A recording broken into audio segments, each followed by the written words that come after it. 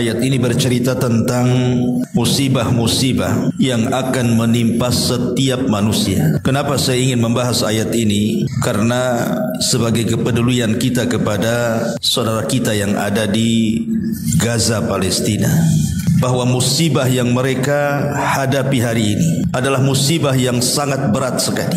Dan begitulah Palestina sejak zaman para sahabat Nabi SAW yang mati syahid saja. Kalau kita membaca sejarah, ketika para sahabat Nabi SAW membebaskan Al-Aqsa, itu jumlah para sahabat yang mati syahid saja sekitar 5.000 para sahabat. 5.000 para sahabat bukan jumlah yang sedikit. Mereka mati syahid untuk memerdekakan Al-Aqsa. Belum lagi kemudian di zaman-zaman setelahnya, di zaman Salahuddin Al-Ayyubi, ribuan kaum muslimin juga tertumpah darahnya menjadi syahid ketika memerdekakan Masjidil Aqsa. Dan zaman itu terulang.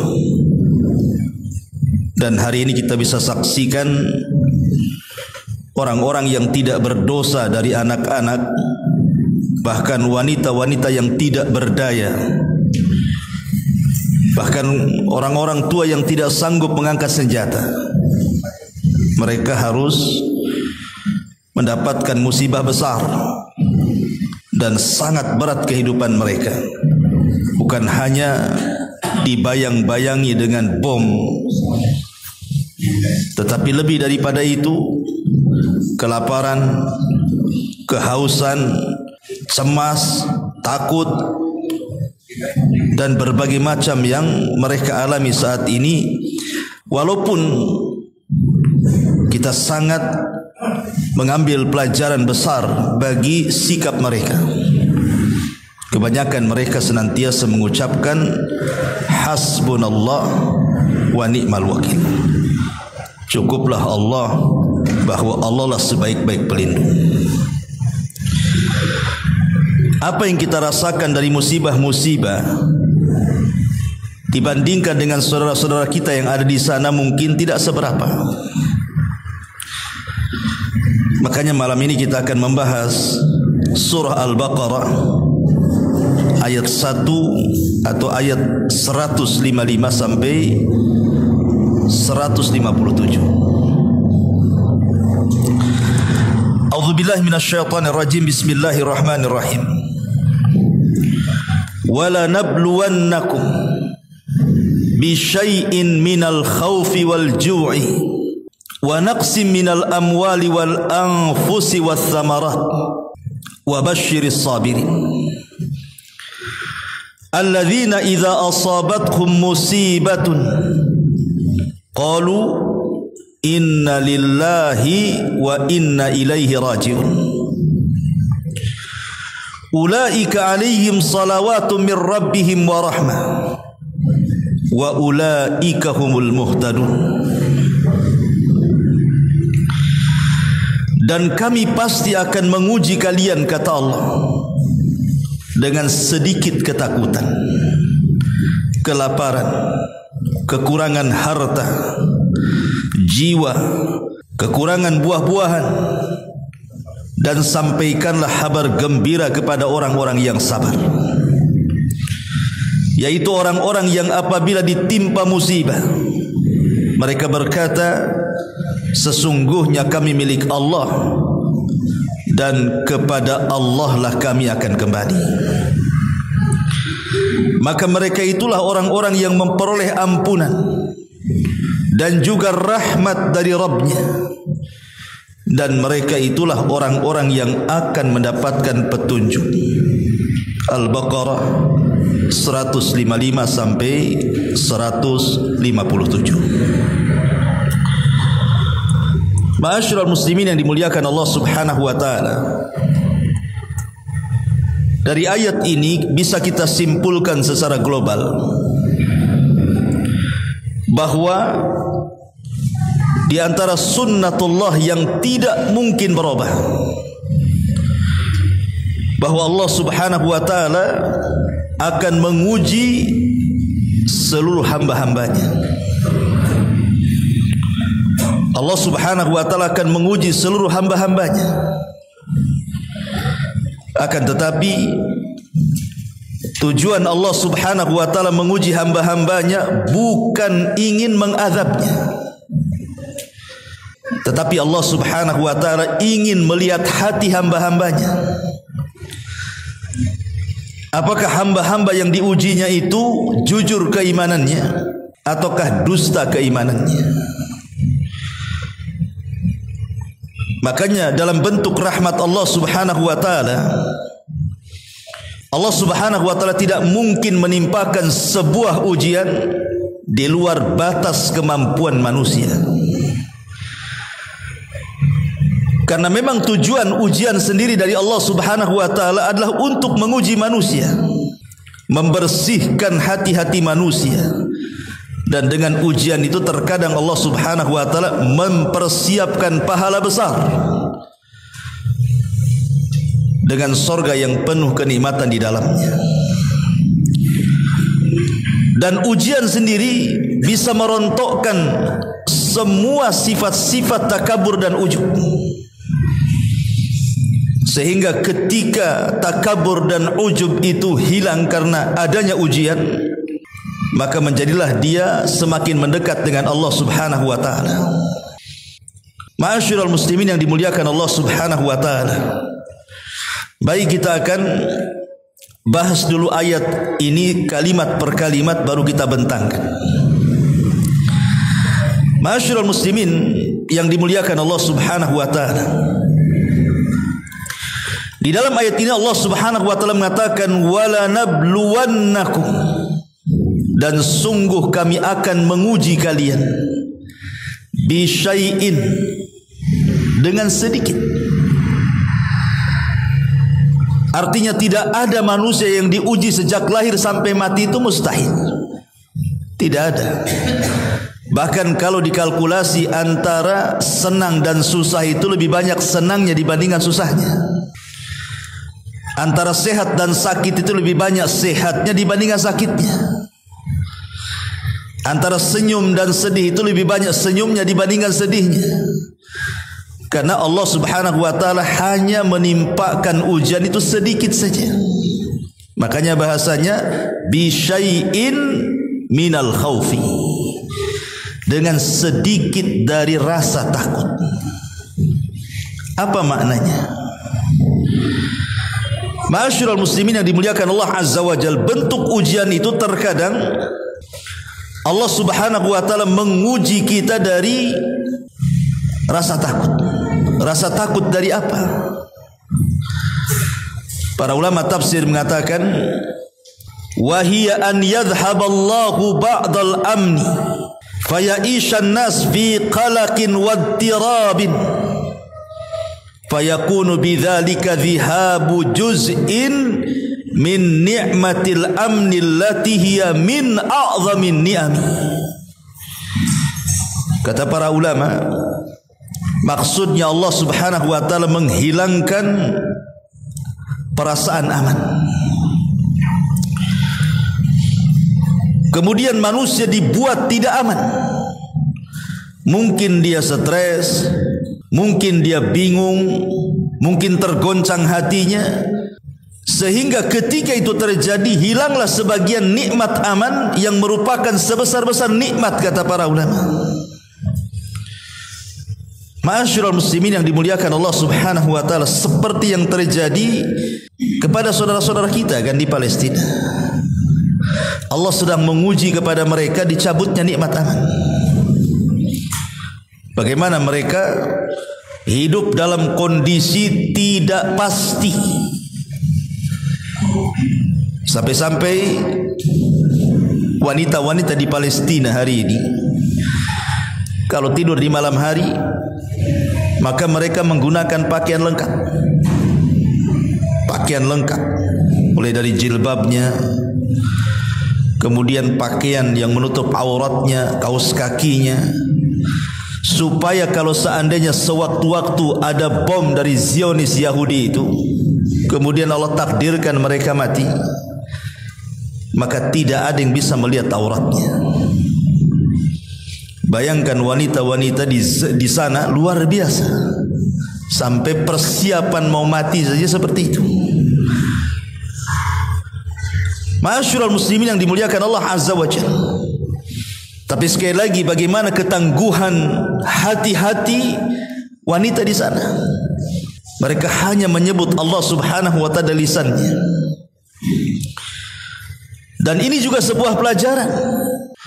Boleh jadi kalau seandainya kita yang dioper, mereka yang di sini, kita yang di sana, kita tidak setabah mereka, ikhwan.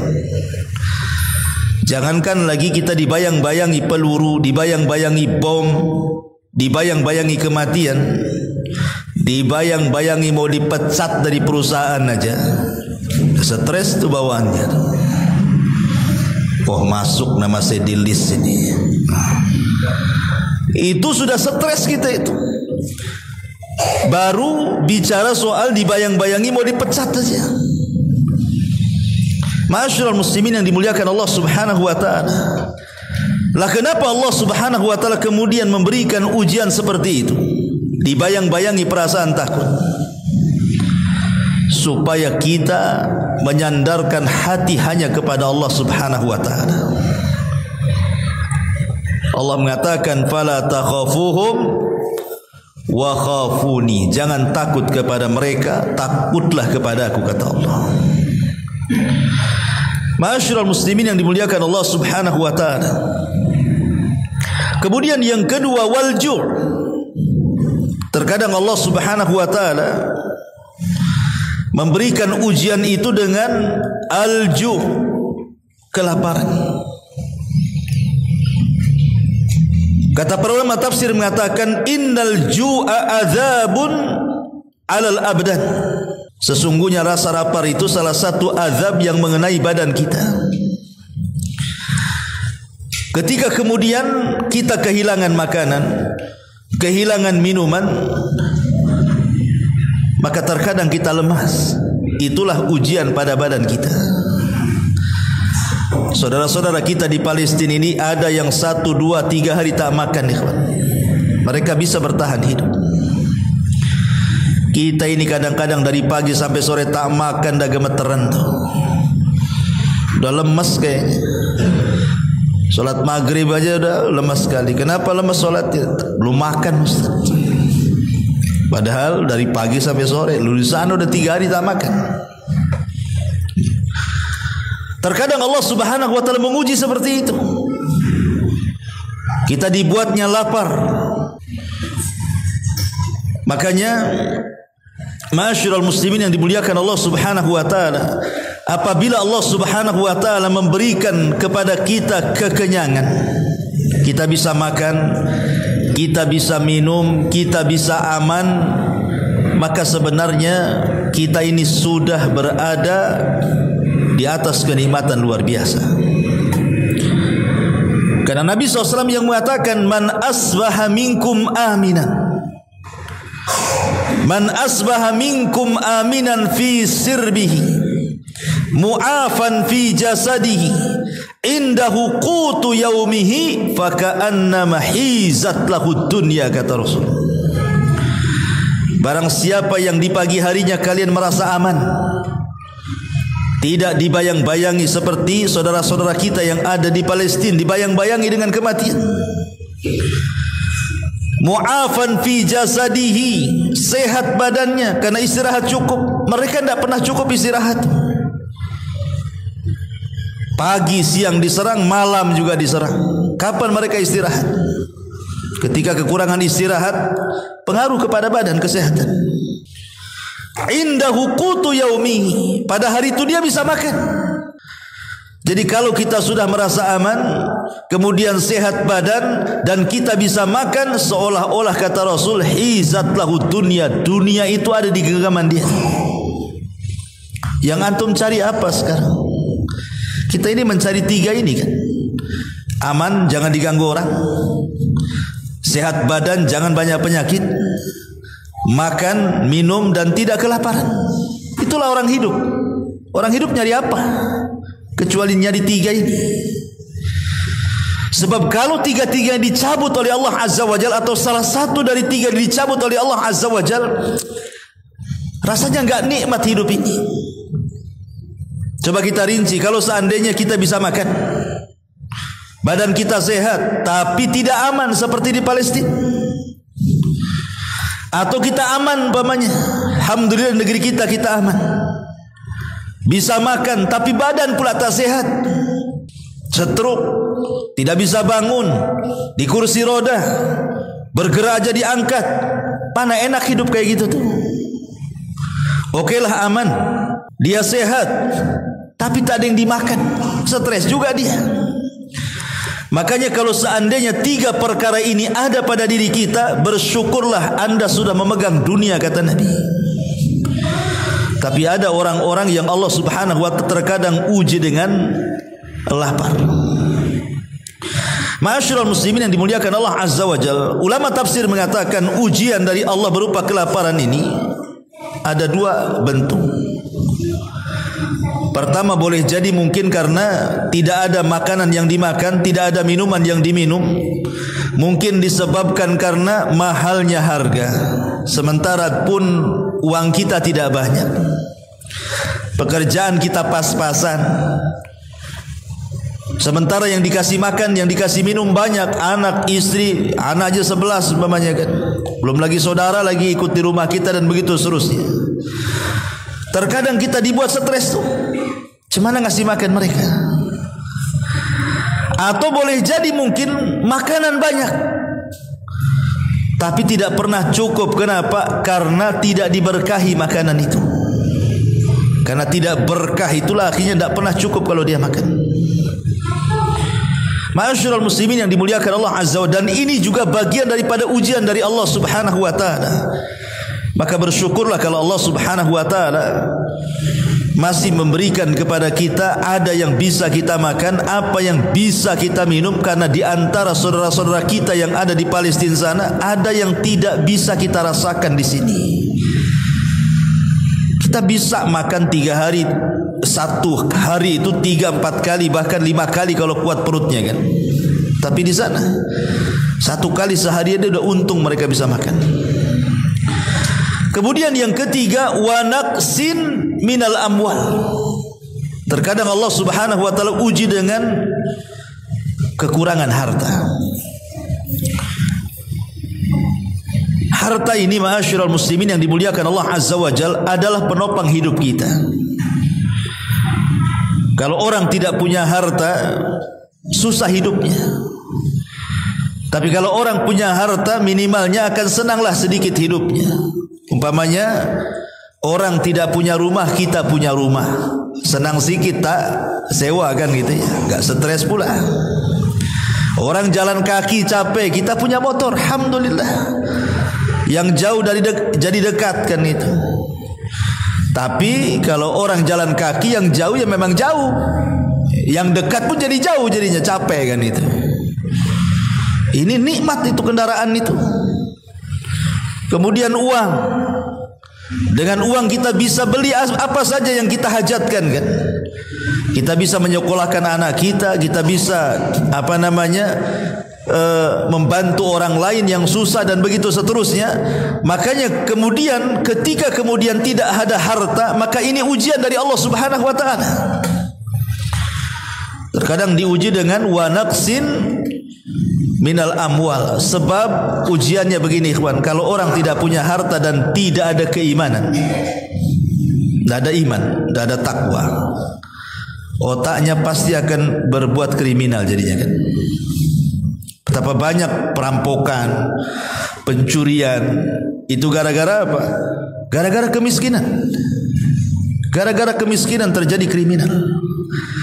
Makanya kekurangan harta ini bagian daripada ujian. Kalau kita tahan iman kita, tahan takwa kita, berarti Allah Subhanahu wa ta'ala akan melihat bagaimana kejujuran iman kita kepada Allah Subhanahu wa ta'ala di saat-saat kita sulit harta. Tapi ketika Allah uji dengan diambilnya harta kita, tiba-tiba kemudian kita melakukan kejahatan, berarti kita belum lolos dari ujian Allah Subhanahu wa ta'ala. Ma'asyiral muslimin yang dimuliakan Allah Azza wa Jalla. Dan sebabnya banyak kan? Sebabnya banyak. Boleh jadi mungkin karena musibah. Lihat saudara-saudara kita yang ada di Lombok, lihat saudara-saudara kita yang ada di Aceh, lihat saudara-saudara kita yang ada di Jogja ketika terjadi gempa dan tsunami itu. Habis semua hartanya kan? Boleh jadi sebelum ada tsunami dia orang paling kaya di situ. Boleh jadi sebelum terjadi gempa dia orang yang paling kaya di situ, tapi setelah terjadi gempa tsunami dia pula orang yang paling miskin pula di situ. Ini ujian dari Allah Subhanahu wa taala. Bahwa Allah Subhanahu wa taala bisa saja sewaktu-waktu mengayahkan seseorang, bisa saja sewaktu-waktu dengan waktu yang singkat dimiskinkan pula orang itu. Ma'asyiral muslimin yang dimuliakan Allah Subhanahu wa taala, makanya supaya harta kita ini dijaga oleh Allah, minimalnya walaupun tidak bertambah ya tidak berkurang, maka bersyukurlah dengan harta. Dengan cara apa? Ya, tunaikan zakat, bersedekah. Karena Rasul mengatakan malus as-sadaqatu, sedekah itu ma naqasa min mali sedekah, tidak mungkin berkurang harta yang disedekahkan. Kemudian juga yang keempat, wal anfus. Yang pertama Allah Subhanahu wa taala mengatakan minal khaufi. Yang kedua minal ju. Yang ketiga min wa naqsim minal amwal. Yang keempat wal anfus. Terkadang Allah menguji jiwa seseorang. Boleh jadi dengan kepergian orang yang dicintainya. Suami kehilangan istrinya, istri kehilangan suaminya. Atau mungkin seorang ayah kehilangan anak-anaknya. Makanya kalau antum lihat sekarang, coba di Palestina kan ada kadang-kadang potongan-potongan video kan. Ada anak kecil hidup, semua keluarganya mati. Ada seorang suami roboh rumahnya, semua anak istrinya tertimbun mati semua. Ada orang tua, semua anak-anaknya mati.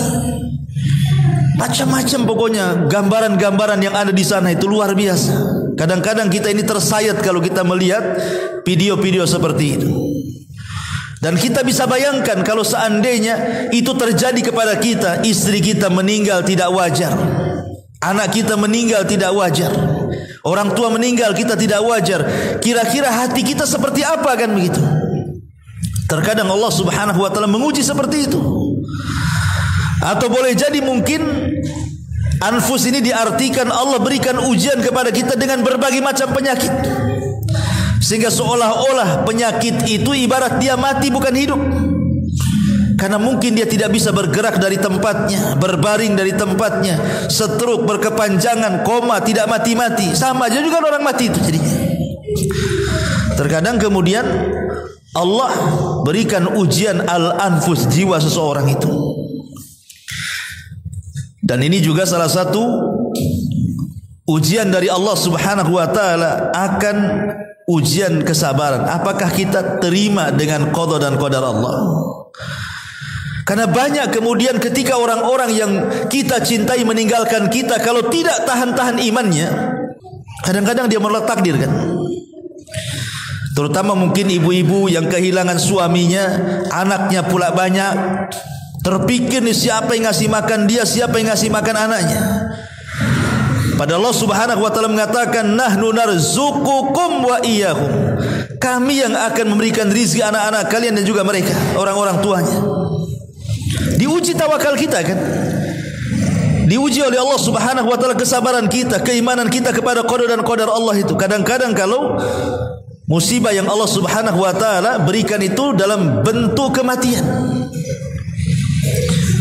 Ini yang keempat. Yang kelima, wassamarat, kurangnya buah-buahan atau biji-bijian. Boleh jadi kita ini orang desa, kemudian waktunya panen tahu-tahu gagal panen. Kita punya kebun mangga, waktunya panen gagal panen, dan begitu seterusnya.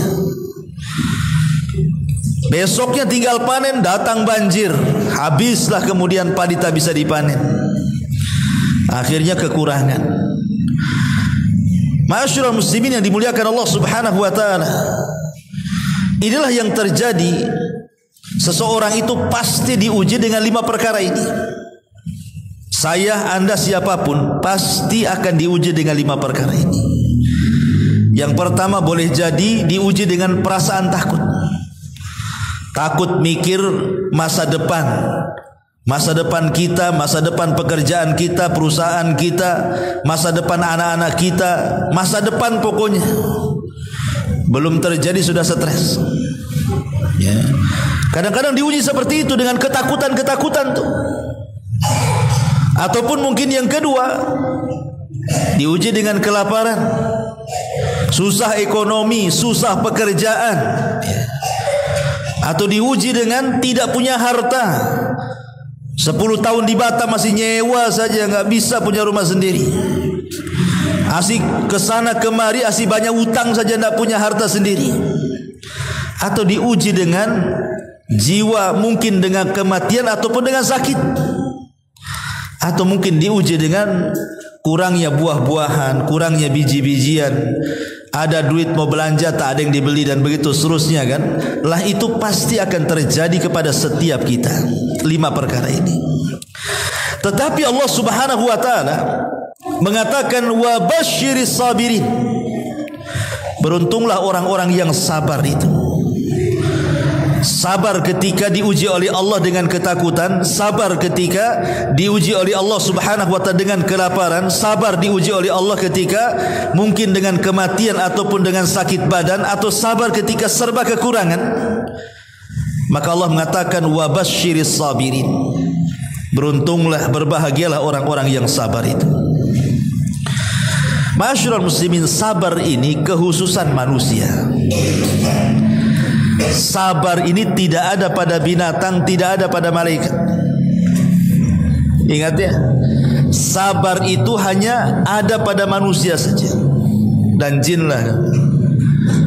Dan tidak berlaku kepada binatang. Binatang itu tidak ada yang sabar. Berantum lihat binatang sabar? Kasih makan ngantri satu-satu? Nggak ada. Rebutan dia caplok-caplokan. Yang ada kawannya dihantam dia. Tidak ada. Karena binatang itu hanya syahwat dan syahwat saja. Makanya tidak ada sabar. Malaikat juga tidak ada sabar malaikat. Karena malaikat itu makhluk yang sempurna. Tidak ada syahwat malaikat itu. Mereka hanya taat. Sabar gimana? Mau taat terus. Manusia ini antara syahwat dan taat, makanya sabar. Ketika datang taat, ada godaan syahwat. Harus sabarlah. Jadi sabar ini kekhususan kita manusia nih. Tidak ada pada binatang, tidak ada pada malaikat. Makanya kemudian Allah mengatakan wa basyiris sabirin. Beruntunglah orang-orang yang sabar itu. Beruntunglah orang-orang yang sabar itu. Karena Nabi SAW ketika mensifati seorang mukmin, kata Nabi SAW, ajaban li amril mu'min. Sungguh mengherankan perkaranya seorang mukmin itu.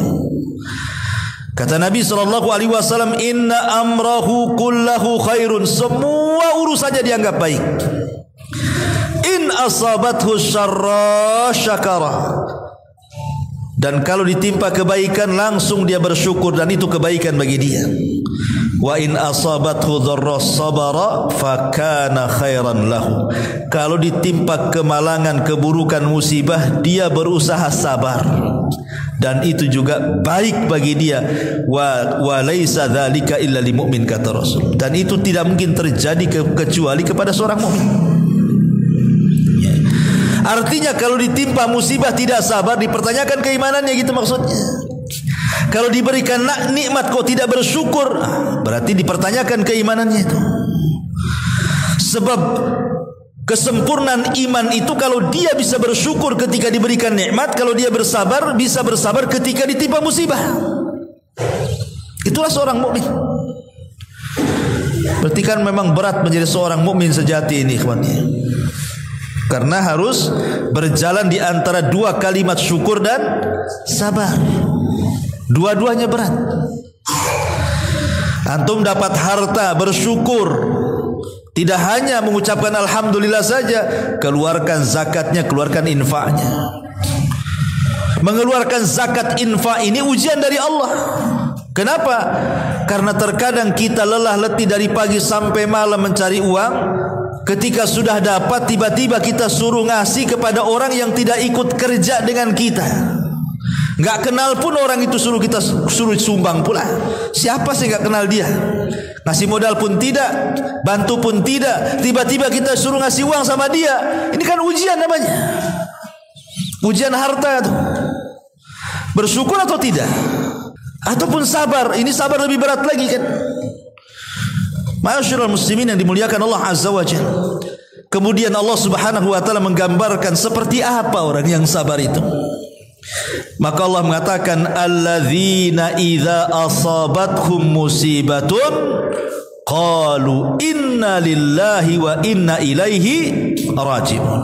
Inilah gambaran orang sabar. Apabila ditimpa musibah, maka mereka mengatakan sesungguhnya kami milik Allah dan akan kembali kepada Allah Azza wa Jalla. Ada seorang laki-laki ditanya oleh Hasan Al-Basri rahimahullahu ta'ala. Orang ini sudah tua. Hasan Al-Basri mengatakan, kam umruk, berapa umurmu? Dia mengatakan sittina sanatan, usiaku sudah 60 tahun. Kata Imam Hasan Al-Basri, oh kalau gitu engkau sudah berjalan jauh dan sudah dekat dengan Allah katanya. Maka orang ini mengatakan, apa maksudnya? Ya karena kamu sudah tua, berarti kalau seandainya engkau berjalan dari muda sampai sekarang, ya sudah jauh lah berarti kamu tuh. Sudah dekat Allah, maksudnya dekat dengan kematian begitu. Maka orang ini mengatakan, inna lillah wa inna ilaihi raji'un katanya. Inna lillah wa inna ilaihi raji'un. Ya Imam, kami semua milik Allah dan akan kembali kepada Allah. Kata Hasan Al-Basri, tahu enggak kamu makna inna lillah wa inna ilaihi raji'un itu? Tahu enggak maknanya? Kita sering mengucapkan inna lillah wa inna ilaihi raji'un. Tahu enggak maknanya? Maka kakek ini mengatakan, la adri, saya tidak tahu. Kalau begitu fassir lana, coba tafsirkan apa makna inna lillah wa inna ilaihi raji'un itu. Maka Hasan Al-Basri mengatakan maksudnya inna lillah artinya inna ibadullah, kita ini hamba-hamba Allah. Wa inna ilaihi raji'un artinya kita akan mempertanggungjawabkan di hadapan Allah Subhanahu wa taala apa yang sudah kita lakukan. Sudah siap tidak? Kalau kita mengucapkan inna lillah wa inna ilaihi raji'un, itu maknanya kita ini hamba Allah. Ketika dikatakan hamba Allah artinya harus mengadu kepada Tuannya Allah. Wa inna ilaihi raji'un, dan kita akan berjumpa dengan Allah. Siap enggak kita mempertanggungjawabkan semua perbuatan kita di dunia? Ma'asyiral muslimin yang dimuliakan Allah Azza wa Jalla. Oleh karena itulah maka kita bisa lihat orang yang dikatakan sabar itu adalah orang yang suka mengembalikan semua urusannya kepada Allah. Bahwa semua tidak lepas daripada musibah ini yang kita lalui sehari-hari kecuali datang dari Allah Subhanahu wa taala. Maknanya apa? Maknanya kita hidup ini tidak lepas dari takdir. Dan ini salah satu yang bisa meringankan kita dalam musibah, ikhwan. Saya, Anda atau siapapun kalau terkena musibah, kemudian keyakinan kita kepada takdir Allah Subhanahu wa taala itu kuat, maka insyaallah musibah yang berat itu jadi ringan. Kenapa? Karena Allah yang mengatakan dalam Al-Quran surah Al-Hadid ayat 23, likaila ta'sau ala ma fatakum wala tafrahu bima atakum wallahu la yuhibbu kulla mukhtarin fakhur. Agar kalian tidak terlalu putus asa dari apa-apa yang luput kepada kalian, dan agar kalian tidak terlampau senang apabila datang sesuatu dari Allah kepada kalian. Kalau kita percaya dengan takdir, ikhwan, kalau seandainya ada yang luput bagi kita, kita tidak terlalu sedih. Satu hari kita cari nafkah, jualan es umpamanya kan, hujan pula. Jual air, turun air. Gimana caranya tuh? Ya. Akhirnya mulai dari rumah sampai pulang ke rumah tak ada orang beli. Itu namanya luput kan. Tujuan kita ingin dapat duit, satu hari tak dapat duit. Tapi karena dia sudah yakin dengan takdir, likaila ta'sau ala ma fatakum, agar tidak terlalu sedih dari apa yang luput bagi kamu. Kenapa? Karena semua sudah dicatat di Lauhil Mahfuz sana. Memang hari ini tak dapat rezeki, mungkin besok dapat. Tenanglah hati kita kan, enggak gerutu saja kan. Hujan itu tidak bisa kita menghentikan dengan celaan. Dicela pun tetap turun hujan itu. Percuma mencela hujan. Mencela hujan itu sama dengan mencela matahari. Dicela pun tetap terbit besoknya. Kalau kita dicela sembunyilah, enggak terbit-terbit kan itu ya. Tetapi sebaliknya kata Allah Subhanahu wa taala, wala tafrahu bima atakum. Dan kalian tidak terlalu senang kalau seandainya Allah memberikan nikmat kepada kalian. Toh juga nikmat itu datang dari Allah. Kalau hari ini saya usaha biasanya dapat 100.000, sekali dapat 1 juta satu hari itu tidak terlalu senang juga. Kenapa? Memang 1 juta hari ini yang saya dapat sudah ditulis di Lauhil Mahfuz sebelum Allah menciptakan langit dan bumi dan sebelum menciptakan kita. Kan tenang hatinya kan? Ya, jadi semua kan sudah ditakdirkan Allah. Nah, itulah makanya kalau antum terkena musibah, tanamkan takdir. Bos semua tidak lepas dari qada wa qada, al-qada wal qadar dari Allah Subhanahu wa taala. Ma'asyiral muslimin yang dimuliakan Allah Azza wa Jalla, makanya Al-Ikrimah ketika memberikan catatan dalam surah Al-Hadid 23, apa kata dia? Laisa ahadun illa wa huwa yafrah wa yahzan. Tidak ada satupun manusia kecuali pasti pernah senang, pasti pernah susah. Dan dua perkara ini pasti akan lewat kepada kita. Kadang kita senang, kadang kita susah. Itu pasti, kata beliau. Kemudian beliau mengatakan, tidaklah manusia kecuali pasti yafrah, bahagia, wa yahzan, pasti sedih. Walakin akan tetapi, ij'alul faraha syukran wal hazana sabran. Jadikan saat bahagia kalian syukur dan saat sedih kalian sabar, kata beliau. Ma'asyiral muslimin yang dimuliakan Allah Azza wa Jalla, lalu apa manfaatnya kalau kita sabar? Manfaat di dunia jelas, manfaat di akhirat juga jelas. Adapun manfaat di dunia, Allah Subhanahu wa taala, Rasul sallallahu alaihi wasallam katakan dalam sebuah hadis dari Ummu Salamah radhiyallahu anha. Nabi sallallahu alaihi wasallam bersabda, "Ma min muslim tusibuhu musibah fayaqulu ma amarahu Allahu inna lillahi wa inna ilaihi raji'un. Allahumma ahjurni fi musibati wa akhlif li khairan minha illa akhlafallahu lahu khairan minha." Tidaklah seorang muslim tertimpa musibah kemudian dia mengucapkan inna lillahi wa inna ilaihi raji'un, ya Allah, berikan pahala akan musibah yang menimpaku dan gantikan musibah ini dengan sesuatu yang jauh lebih baik lagi. Kata Rasul, kecuali pasti Allah akan ganti musibah itu dengan sesuatu yang jauh lebih baik lagi. Ya, betapa banyak orang-orang yang di PHK. Saat di PHK kayaknya perang dunia ketiga, stres kayak kiamat. Makan apa saya, kerja apa saya, siapa yang harus kasih makan istri anak saya. Setelah lewat 1 tahun dari PHK itu, Allah takdirkan dia jadi pengusaha kecil-kecilan. Akhirnya lebih banyak gajinya dibandingkan ketika dia jadi buruh, karena sudah jadi pedagang dia. Siapa yang tahu kehidupan dia lebih baik dibandingkan sebelumnya, coba. Dan itu banyak kan. Ada orang yang keluar bank Karena tahu itu bank ribawiyah, konvensional, bank riba. Ketika mau keluar berat kali rasanya, terpikir dia makan apa terus. Keluarga saya dikasih makan apa, rumah saya siapa yang bayar kontrakannya, dan begitu seterusnya. Akhirnya lillahi ta'ala dia keluar. Dia yakin dengan sabda Nabi SAW, man taraka syai'an lillahi awadallahu khairan min. Barang siapa yang meninggalkan sesuatu karena Allah, Allah ganti sesuatu itu dengan yang jauh lebih baik lagi. Akhirnya jadi pengusaha dia. Dulunya mantan pegawai bank. Banyak yang seperti itu. Siapa yang tahu? Semua kan skenario Allah, ikhwan. Boleh jadi ketika kita di PHK di sebuah perusahaan, mungkin ini sudah skenario Allah. Allah sedang membuat skenario bahwa kita akan diberikan hal yang jauh lebih baik, syaratnya keluar dari perusahaan itu.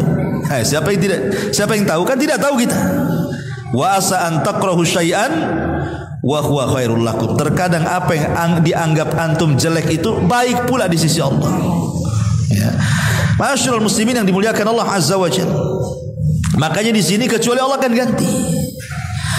Ini di dunia, di akhirat jelas. Allah mengatakan dalam Al-Qur'an, innama yuwaffas sabiruna ajrahum bighairi hisab. Allah mengatakan orang-orang yang sabar itu balasan mereka di akhirat tanpa batas. Di dunia Allah ganti yang lebih baik, di akhirat Allah berikan balasan yang jauh lebih besar yang dia tidak menyangkanya.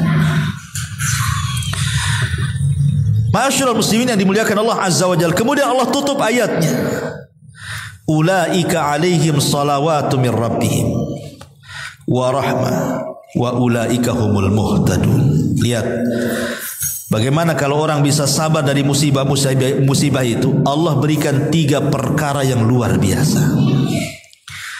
Pertama, ulaika alaihim salawatun min rabbihim. Mereka akan mendapatkan salawat dari Rabb mereka. Apa makna salawat dari Allah? Makna salawat dari Allah, kita akan mendapatkan 1, pujian dari Allah, 2, kasih sayang dari Allah, 3, ampunan dari Allah. 3 perkara kita akan dapat. Pertama, pujian, kelembutan, dan ampunan. Itu namanya salawatu min rabbihim. Kemudian yang kedua, warahmah. Kita akan mendapatkan rahmat. Rahmat dari Allah Subhanahu wa ta'ala. Karena apabila Allah sudah sayang dengan kita, ikhwan, maka Allah Subhanahu wa ta'ala tidak mungkin tidak, kecuali pasti menjaga kita. Karena enggak mungkin hamba yang disayang kemudian diselakakan, baik di dunia atau di akhirat, kan gitu. Dan yang ketiga, wa ulaika humul muhtadun. Mereka akan dapat hidayah. Maksudnya hidayah ilal jannah was thawab. Mereka akan mendapatkan hidayah menuju surga dan juga balasan dari Allah Subhanahu wa taala. Lihat, inilah keutamaan orang sabar. Ya, mendapatkan salawat dari Allah, mendapatkan rahmat dari Allah, dan mendapatkan petunjuk dari Allah Subhanahu wa taala. Ma'asyiral muslimin yang dimuliakan Allah Azza wa Jalla, tentu menghadapi musibah memang berat. Kadang-kadang saya ngomongkan teori saja. Kalau saya kena musibah pun kelimpungan juga, kan gitu. Kan gitu. Memang berat, ikhwan. Musibah itu kan macam-macam ya. Musibah itu macam-macam. Tetapi para ulama memberikan arahan. Ya, ini maksudnya untuk meringankan macam mana caranya kalau saya ditimpa musibah itu biar agak ringan lah, walaupun musibah itu tak hilang 100%. Ini minimalnya ngurangi lah. Musibahnya tidak hilang, tapi hati kita ini tenang gitu. Gimana caranya? Di sinilah ada 15 cara. Sebutkan para ulama. Kita sebutkan secara ringkas karena waktu juga. Yang pertama, hadapi musibah itu bil ilmi, dengan pengetahuan, dengan ilmu. Sebab musibah itu kan ada jalannya. Kalau menghadapi musibah otak buntu, tidak tahu jalan, stres kita dibuatnya. Tapi kalau musibah itu kita tahu cara penyelesaiannya karena punya pengetahuan, maka minimalnya sedikit terurailah. Oh bisalah, nanti coba begini, coba begitu. Ya namanya musibah. Coba nanti kita cari caranya. Ketika dia punya pengetahuan, minimalnya musibah itu bisa diringankan. Ini yang pertama. Yang kedua, bisabri, dengan sabar. Dan tadi saya sudah jelaskan, sabar ini paling penting ketika menghadapi musibah. Dan orang dikatakan sabar itu adalah ketika awal musibah, bukan musibah yang sudah berjalan lama. Contoh mamanya hadis Nabi SAW ketika Rasul lewat di kuburan, ada seorang ibu meraung karena kematian anaknya. Kemudian Nabi SAW menasihati wanita itu, wahai ibu, bertakwalah kau kepada Allah, katanya. Wanita ini tidak melihat ke belakang, dia fokusnya ke kuburan. Dia tidak tahu siapa yang ngomong, padahal yang ngomong Nabi. Jadi wanita ini asal nyeletuk aja, dia mengatakan, ya kau bisa ngomong gitu sama aku, katanya, karena musibah ini tak mengenai engkau, katanya. Padahal ngomong Nabi itu, dia nggak tahu itu Nabi. Nabi pergi aja lah. Itulah pentingnya kalau kita berdebat, nasihati orang, kalau dia mulai membantah, tinggalkan. Ya. Maka Abu Bakar datang dan menasihati wanita itu, wahai ibu, tadi yang ngomong Nabi loh. Kaget dia. Namanya orang kena musibah kalut, gak bisa dengar suara siapa-siapa kan. Langsung dikejar Nabi. Rupanya masuk sampai ke rumahnya, tidak ada satpam di rumah Nabi itu. Dia tidak mendapati bau wabah, artinya tidak ada satpamnya. Coba orang nomor 1 tidak ada satpamnya. Antum tidak jadi apa-apa aja ada satpamnya. Kemudian wanita ini minta maaf, ya Rasul, aku tidak tahu kau yang ngomong, katanya. Apa kata Rasulullah? Inna sabra fi sadmatil ula.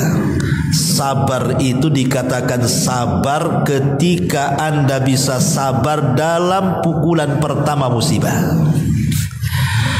Hari ini kita diuji, keluarga kita ada yang meninggal, langsung kita sabar. Hari ini kita dapat musibah, umpamanya terjadi gempa, rumah kita roboh, kita sabar. Jadi sabar itu adalah di awal musibah itu. Bisa enggak kita sabar? Ya, saat kematian orang yang kita cintai, hari kematiannya itu bisa sabar enggak? Ya kalau sudah 1 tahun bukan sabar, kadong namanya. Ya mau diapakan lagi, katanya, sabar aja lah. Itu bukan sabar itu, karena sudah lewat jauh. Sabar itu di awal-awal. Kalau sudah jauh bukan sabar namanya. Apa istilahnya? Kadong itu. Kan itu ya. Ma'asyiral muslimin yang dimuliakan Allah Azza wa Jalla. Kemudian yang ketiga, ad-du'a wa tawassul ilallah. Cobalah berdoa kepada Allah. Karena yang membolak-balikan hati kita ini Allah, ikhwan. Terkadang hati kita cengeng, terkadang hati kita kuat, terkadang hati kita sedih, terkadang hati kita bahagia. Yang bolak-balikan kita, hati kita Allah lah. Jadi kalau kita lagi kalut banyak masalah gitu, coba minta ketenangan kepada Allah, supaya kalau tenang itu cara berfikirnya juga jernih. Tapi kalau kalut, emosian, stres itu nggak akan bisa mengurai sebuah permasalahan. Itu bagaikan benang kusut, dari mana ditariknya tak tahu dia. Ya. Maka doa itu penting, karena doa itu silahul mukmin, senjatanya orang yang beriman. Kemudian yang keempat, as-sadaqatu. Kalau ada masalah justru disuruh sedekah kita. Kenapa demikian? Karena Imam Ibnul Qayyim rahimahullah mengatakan sedekah itu keajaibannya adalah bisa mencegah bala sebelum turunnya, bisa mengangkat bala setelah turunnya. Dua-duanya bisa diangkat, sebelum turunnya diangkat, setelah turunnya diangkat. Itulah sedekah. Ya. Kemudian yang kelima, tadzakkur al-ajri was-thawab. Ingat pahala. Ini kalau saya sabar, pahalanya besar. Ini kalau nggak sabar, justru azab pula yang nunggu saya. Ya. Jadi ingat pahala supaya kita makin teguh. Kemudian yang nomor 6, cobalah sholat. Kalau ada masalah, ada musibah, kata Nabi SAW, kata Aisyah radhiyallahu anha, kana Nabi sallallahu alaihi wasallam idza hazabahul amru fazia ila shalah. Rasul itu kalau ada masalah yang tidak bisa keluar dari situ, maka Rasul langsung sholat. Kenapa? Karena langsung menyambungkan diri kita kepada zat yang membuat masalah. Lah masalah itu datang dari mana? Dari Allah. Siapa yang mengangkatnya? Allah. Bagaimana caranya? Berdialog dengan Allah. Minta agar zat yang menurunkan masalah mengangkat masalah. Gitu maksudnya. Dan itu hanya dengan sholat. Dengan apa lagi kita ini berhubungan dengan Allah? Berdialog dengan Allah. Dengan sholat itulah berhubungan kita dengan Allah. Ya. Kemudian yang nomor 7, husnudzan billah. Cobalah berbaik sangka dengan Allah. Jadi kalau kita dapat musibah, berbaik sangka dengan Allah. Maksudnya berbaik sangka dengan Allah itu, oh boleh jadi mungkin dulu saya banyak dosa. Mungkin Allah hendak membersihkan dosa saya, hendak mengangkat derajat saya. Ya mungkin dulu saya banyak makan riba, makanya nih usaha sih gulung-gulung tikar terus. Ya. Oh mungkin saya ini dulu banyak melakukan ini itu, makanya kesehatan saya diganggu. Coba husnudzon kepada Allah. Ya. Sebab kalau husnudzon kepada Allah itu tenang hati kita tuh. Yang enggak tenang itu kalau buruk sangka dengan Allah. Ya Allah, si saya aja yang sakit, kok si anu enggak sakit-sakit katanya. Itu kan enggak suudzon namanya kan. Si anu aja kalau dia bentang tikar atau bentang-bentang sampai mana-mana katanya. Saya pula gulung-gulung aja tikarnya, enggak pernah bentang-bentang. Usaha ini si KO saja. Jadi kalau husnudzon itu pasti tenang, kalau suudzon itu pasti sakit hati. Kemudian yang nomor 8, kasratul istighfar. Perbanyak istighfar. Karena ada hadis yang mengatakan man lazimal istighfar ja'alallahu min kulli dzikin faraja wa min kulli hammin min kulli dzikin mahraja wa min kulli hammin faraja wa razaqahu Allahu min haitsu la yahtasib. Siapa yang melazimkan istighfar, hati yang sempit jadi lapang gitu.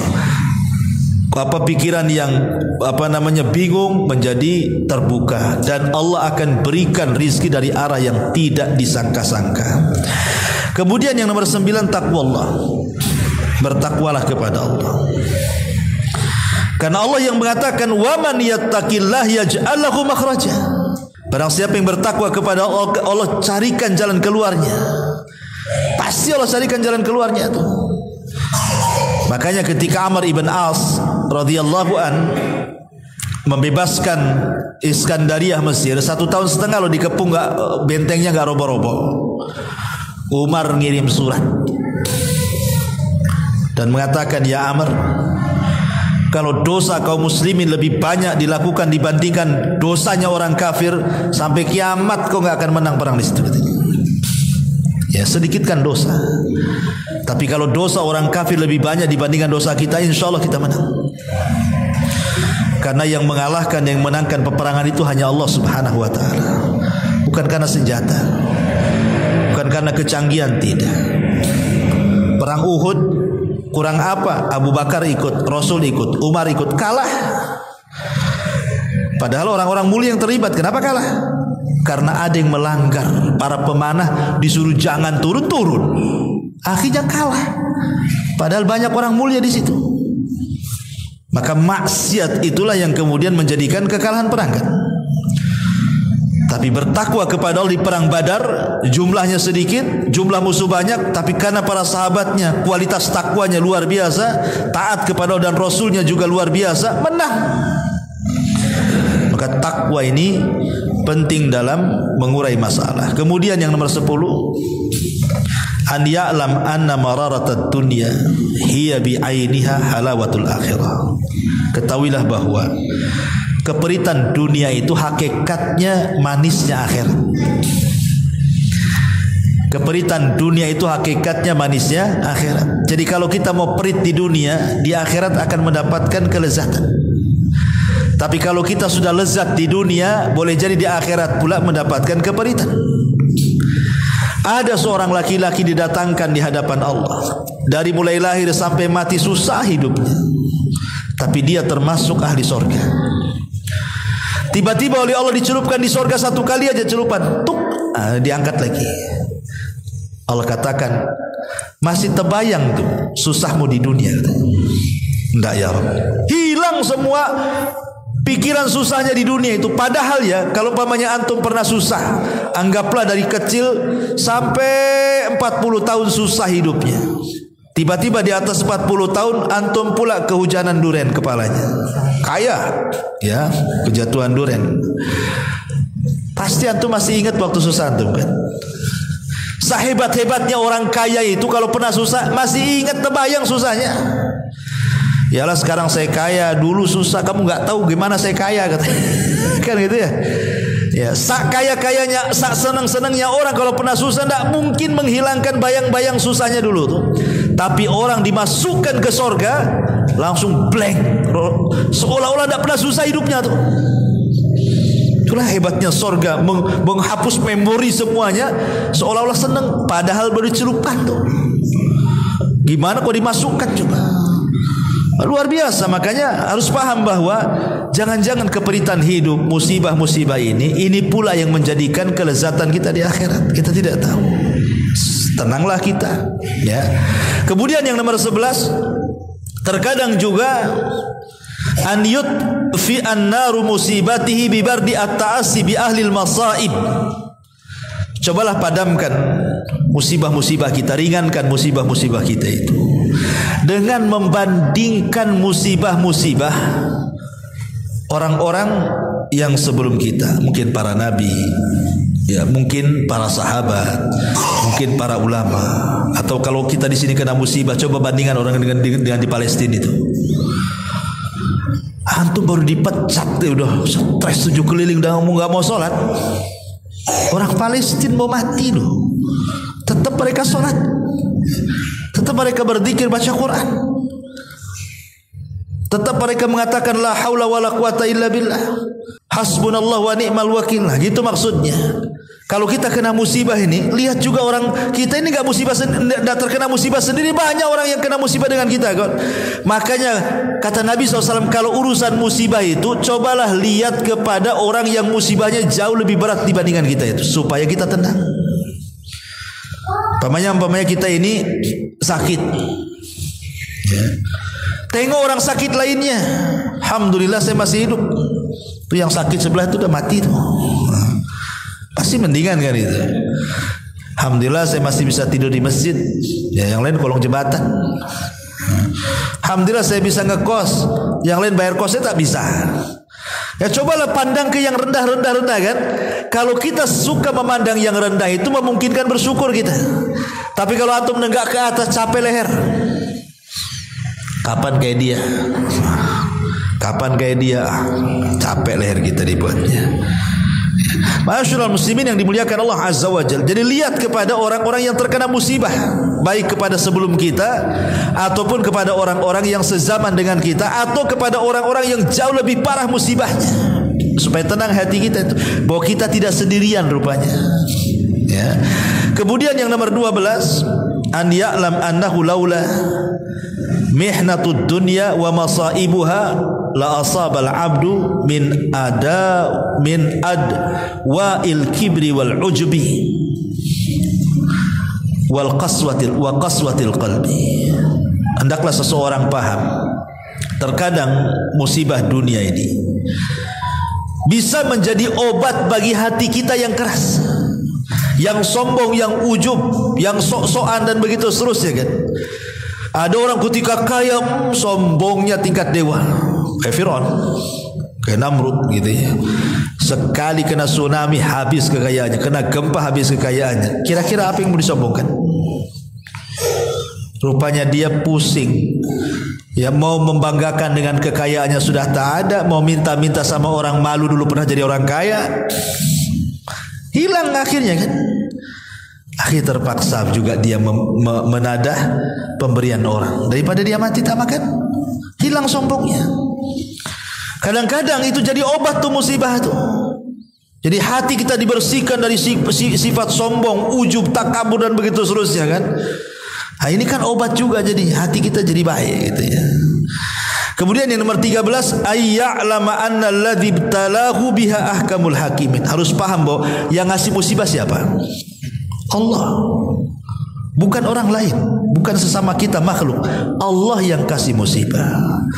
Ketika Allah subhanahu, kita yakin bahwa Allah yang kasih musibah kepada kita, Allah itu harus paham ketika memberikan musibah bukan hendak menghancurkan kita, bukan hendak mengazab kita, tapi Allah subhanahu wa ta'ala hanya ingin menguji kita saja. Bisa sabar tidak, bisa redha tidak.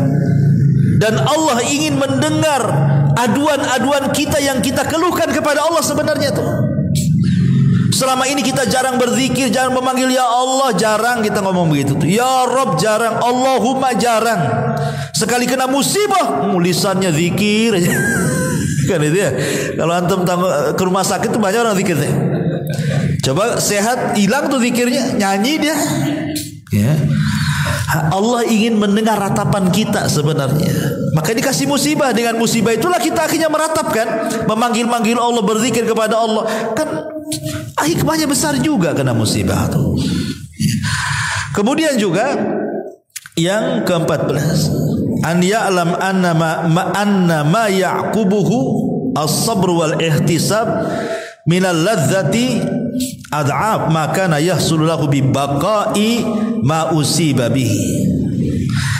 Bahwa orang harus paham kalau kita sabar, kemudian dengan sabar kalau kita kena musibah kemudian kita sabar dan juga mengharap pahala Allah Subhanahu wa taala, terkadang balasan yang akan diterima kita di sorga jauh lebih besar dibandingkan musibah yang kita terima. Enggak ada apa-apanya. Bahkan nanti pada hari kiamat orang-orang yang diberikan nikmat itu akan cemburu kepada orang-orang yang ketika di dunia dapat musibah. Ini ada dua orang, yang satu di atas nikmat, dia memang ahli ibadah, dengan hartanya dia kelola dan dia pun ahli ibadah. Yang satunya banyak musibah, dia pun ahli ibadah. Sama-sama ahli ibadahnya, tupan yang satu kaya, yang satu miskin. Nanti di akhirat nih, orang-orang yang diberikan nikmat di dunia akan cemburu kepada orang-orang yang pernah diberikan banyak musibah di dunia. Apa kata Nabi? Kata Nabi SAW, yawaddun nas yaumal qiyamah anna juludahum kanat tuqradu bil maqarid fid dunya lima yarawna min thawabi ahlil bala, kata Rasulullah.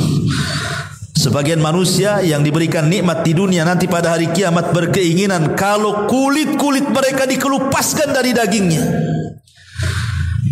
dengan gunting-gunting di dunia, karena mereka melihat pahala yang besar yang Allah berikan kepada orang-orang yang ketika di dunia banyak bencananya tapi dia sabar. Coba di akhirat tuh orang-orang yang mungkin ketika di dunia senang gitu ya, cemburu dia. Coba aku di dunia diberikan ujian lebih berat dibandingkan dia, gitu maksudnya. Kalau perlu dikelupaskan, kelupaskanlah kulit saya. Karena kecemburuan, kok kenapa dia dapat pahala besar?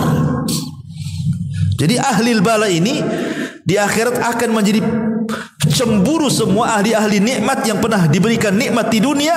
Di akhirat mereka cemburu dengan kita ahli, orang-orang yang diberikan ujian oleh Allah Azza wa Jalla. Kemudian yang terakhir, an ya'lam anna fawati thawabis sabri wat taslim wa huwa as-salawatu war rahmatu wal hidayatu allati dhamanaha Allahu 'ala as-sabri wal istirja' a'zam minal musibati fil haqiqah. Ketika kita kehilangan tiga perkara, kita tidak dapat solawat dari Allah, kita tidak dapat rahmat dari Allah, kita tidak dapat hidayah dari Allah. Justru kehilangan tiga perkara ini lebih berat musibahnya dibandingkan musibah itu sendiri. Kalau kita terkena musibah, kita tidak sabar, ya. Yang kalau seandainya dia sabar, dia mendapatkan tiga perkara tadi kan. Ulaika alaihim salawatu mir rabbihim wa rahmah wa ulaika humul muhtadun.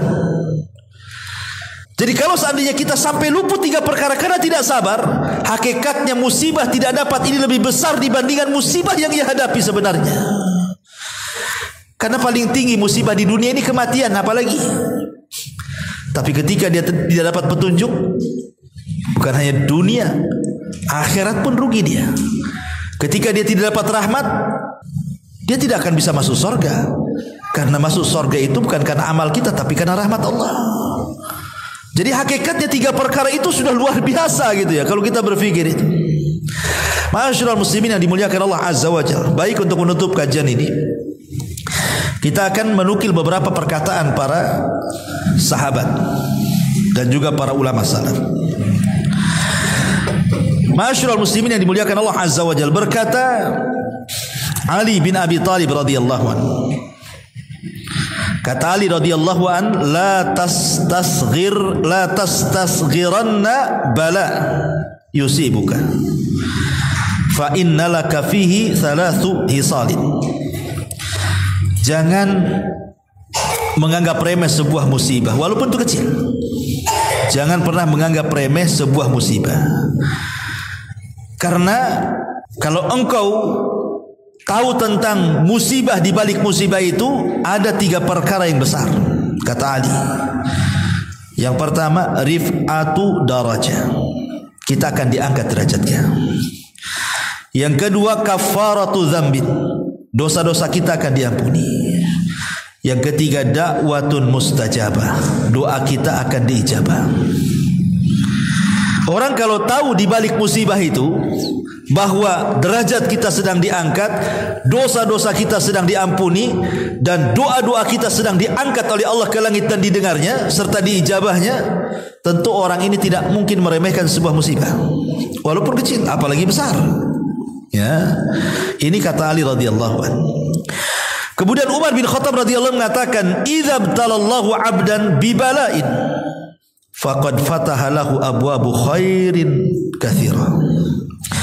Apabila Allah menguji seorang hamba mukmin dengan ujian, maka dia hakikatnya telah membuka pintu-pintu kebaikan yang banyak. Babus sawab, wa babus sabri, wa babud du'a, wa babut taubati, wa babul maghfirati. Apa kata Umar? Jadi kalau Allah memberikan ujian kepada kita, sebenarnya Allah sedang membukakan pintu kebaikan kepada kita. Dengan ujian itu, kata Umar, dibuka pintu pahala. Kalau kita sabarkan, kita dapat pahala. Yang kedua, dibuka pintu sabar, dibuka pintu doa, dibuka pintu tobat, dibuka pintu istighfar. 5 kebaikan, kata Umar, dibuka. Tapi orang yang tidak terkena musibah, tidak mungkin dia melakukan 5 perkara kan. 5 perkara ini biasanya hanya dilakukan oleh orang-orang yang kena musibah kan. Sabar, ya, seperti yang saya sudah katakan, berdoa tadi. Nah, itulah kata Umar bin Khattab. Kemudian juga dikatakan oleh Ibnu Umar radhiyallahu anhu, atau Imam Ahmad ibn Hanbal rahimahullah taala mengatakan, innallaha ta'ala yamtahinul 'abd bil bala hatta yadhunna annahu la yutiku sabra thumma yufarriju kurbatahu. Kata Imam Ahmad, terkadang Allah Subhanahu wa taala menguji seorang hamba dengan sebuah bala, ujian, sampai dia menyangka dia tidak sanggup sabar. Rupanya setelah lewat musibah, dihilangkan pula musibah itu. Dan saya kira ini pernah atau akan antum alami, atau pernah antum alami, karena saya pernah mengalami, dan saya yakin semua orang pasti mengalami. Saya, antum, atau siapapun, baik yang sudah mengalami atau yang belum mengalami, pasti akan mengalami. Apa itu? Musibah yang seolah-olah kita tidak bisa keluar dari situ. Pasti kita mengalami kan? Ada musibah, ada perkara yang stres kita dibuatnya itu. Gimana cara keluar dari situ? Gimana? Kayaknya kiamat sebelum bumi ini. Tapi setelah lewat beberapa bulan, lewat beberapa tahun, bisa senyum pula kita. Bahkan musibah yang dulu kita tidak bisa keluar sudah hilang dalam ingatan kita. Pertanyaannya, siapa yang menghilangkan musibah itu kalau bukan Allah? Jadi tidak ada, Allah itu hendak menzalimi orang dengan musibah itu. Dan tidak ada orang yang tidak sanggup kecuali orang yang tidak sabar aja. Kalau sabar dia sanggup menghadapinya kok. Banyak musibah-musibah yang dulu pernah kita lalui, hari ini antum tertawa. Dulu ketika dapat musibah menangis antum. Siapa yang membuat menangis dan siapa yang membuat tertawa coba? Allah Subhanahu wa taala. Kemudian juga Imam Malik mengatakan, la tahkiranna bala'an walau kana khafifan faqad yakunu iwadan amma huwa ashad. Wala tastakbir ala bala'in walau kana syadidan faqad yakunu sababan li rahmatin 'azimah. Kata Imam Malik, jangan remehkan sebuah musibah walaupun ringan. Boleh jadi musibah yang ringan ini menggantikan musibah yang besar. Dan jangan menganggap besar, ya, jangan pernah menganggap besar musibah. Padahal kita bisa alami masalahnya kecil dianggap besar-besar sama kita kan. Ya. Boleh jadi mungkin sebab rahmat Allah turun kepada kita. Jadi jangan meremehkan dan jangan membesar-besarkan musibah.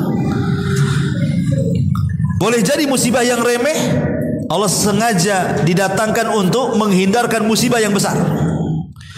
Atau boleh jadi musibah yang besar Allah timpakan bisa jadi sebab rahmat yang besar turun kepada kita, kata Imam Malik.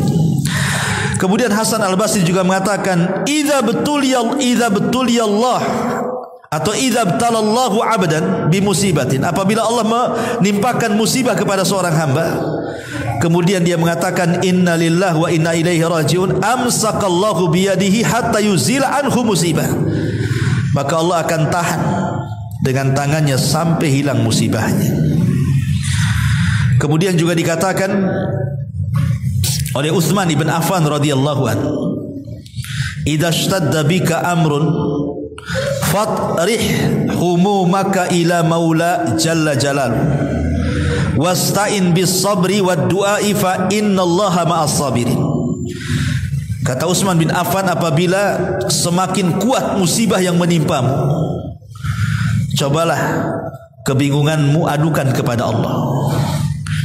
Minta pertolongan dengan sabar, minta pertolongan dengan doa. Kenapa? Karena Allah pasti beserta orang-orang yang sabar. Harus yakin itu, pasti Allah bersama kita. Kemudian dikatakan juga oleh Abdullah ibn Abbas radhiyallahu anhuma, idza btalallahu 'abdan bi bala'in faqad arada bihi khairan. Ingat, apabila Allah menguji seorang hamba, hakikatnya Allah sedang menghendaki kebaikan kepada kita. Fa in kana sabiran, kalau dia sabar, fadzalika khairun lahu, maka itu kebaikan kepada dia. Wa in kana jazian fadzalika syarrul lahu, tapi kalau dia tidak sabar maka itu keburukan bagi dia. Ma'asyiral muslimin yang dimuliakan Allah Azza wa Jalla, ada sebagian para ulama mengatakan ini namanya maratib ya, tingkatan untuk menghilangkan sebuah musibah. Entah kita ditimpa musibah ekonomi, entah kita ditimpa musibah penyakit, entah kita ditimpa musibah kemalangan, sebutkanlah musibahnya apa saja. Maka urutannya seperti ini. Pertama, bersabar. Kemudian setelah kita bersabar kepada Allah, karena sabar ini membuka pintu supaya hati kita jangan sempit kali. Ya. Setelah kita bersabar, ihmadillah ala ni'amihi allati la tuhsa. Mulailah kita mengucap alhamdulillah ala kulli hal. Segala puja dan puji hanya milik Allah dalam kondisi apapun. Karena Allah itu senantiasa dipuji oleh kita, baik dalam keadaan senang atau dalam keadaan sulit, tetap Allah dipuji. Maka selain sabar, lisan kita mengucapkan alhamdulillah. Kemudian setelah itu baru yang nomor 3, berdoalah kepada Allah. Mungkin supaya penyakit kita disembuhkan atau usaha kita dilancarkan dan begitu seterusnya. Setelah berdoa kepada Allah, istighfarlah kepada Allah. Istighfarlah kepada Allah. Setelah istighfar kepada Allah, ittaqillah fi jami'i ahwalik. Bertakwalah kepada Allah, laksanakan perintah, jauhi larangan. Kemudian setelah bertakwa, ibtagil ajra indallah, mintalah pahala dari Allah. Mintalah pahala dari Allah. Setelah minta pahala dari Allah, irda bi qada'illah, coba usahakan redha dengan pemberian Allah, dengan takdir Allah, supaya lapang dadanya. Kalau sudah redha dengan pemberian Allah, if'alil khairat, lakukan kebaikan. Lakukan kebaikan, sedekah, beramal saleh dan begitu seterusnya. Kemudian yang terakhir, baru kita mencari sebab. Kalau kita sudah melakukan beberapa perkara tadi, pertama sabar, kemudian memuji Allah, kemudian berdoa, kemudian istighfar, kemudian bertakwa, kemudian mencari pahala, kemudian redha dengan takdir Allah, kok masih juga enggak hilang, baru kita mencari sebab. Kalau kita sakit, datang ke dokter, minta disembuhkan. Kalau kita ingin usaha, kok nggak pandai-pandai cari orang yang bisa ngasih arahan, ya kan itu ya. Jadi baru mencari sebab itu terakhir. Ya, setelah semuanya kita berikan kepada Allah, kok mentok? Baru kita mencari sebab. Begitulah solusi kita meringankan sebuah bala. Subhanallah.